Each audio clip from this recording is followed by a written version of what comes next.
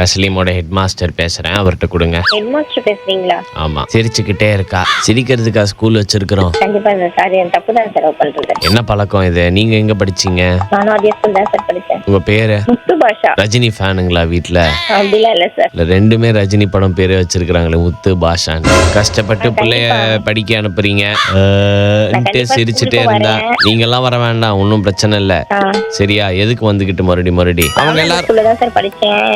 எனக்கும் தெரியும். நீ படிச்ச கதையை விடுமா, அதையே சொல்லாதம்மா. சும்மா நீங்க சொல்றது எனக்கு வித்தியாசமா இருக்கு. காரிடார்ல நான் நடந்து போகும்போது அப்படின்னு சிரிப்பெல்லாம் வந்து நம்மளால ஏத்துக்க முடியாது. என்ன பண்ணுவீங்க, என்ன பேசுவீங்க அந்த பிள்ளைகிட்ட? அவங்க அப்பா கிட்ட கலந்து பேசி தான் சார் பண்ண முடியும். கலந்து பேசி அந்த பிள்ளைக்கு என்ன கல்யாணமா பண்ண போறீங்க? கணவர் பேர் என்ன? நவாப் ஜான். குலோப் ஜாம் மாதிரி நல்ல பேரா வச்சிருக்காங்க. ஒரு நாள் வாங்க பள்ளிக்கூடத்துக்கு. கண்டிப்பா வரேன் சார். டிசி எடுத்து வச்சிருக்கோம், வந்து வாங்கிட்டு போங்க. சார் டிசி வாங்குறதுக்காக வரேன்னு சொல்லல சார். கூட பிறந்தது எத்தனை பேருங்க அவளுக்கு? அதே ஸ்கூல்ல தான் படிக்கிறாப்ல. யூசுப் அலிங்க சார், +2 படிக்கிறான். யூசப் அலி தங்கச்சியா?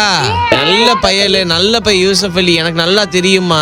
பள்ளிக்கூட நேரத்துல போயல வாங்கலாம், அவனை தான் அனுப்புவேன், போய் வாங்கிட்டு வருவான். அவனோட தங்கச்சி தான் சார். என்னத்த சொல்றது? நீங்க இப்போ இம்போசிஷன் எழுத முடியுங்களா? என்னன்னு எழுதுனா சொல்றீங்க சார்? என் புள்ள பள்ளிக்கூடத்துல இனிமே சிரிக்க மாட்டா.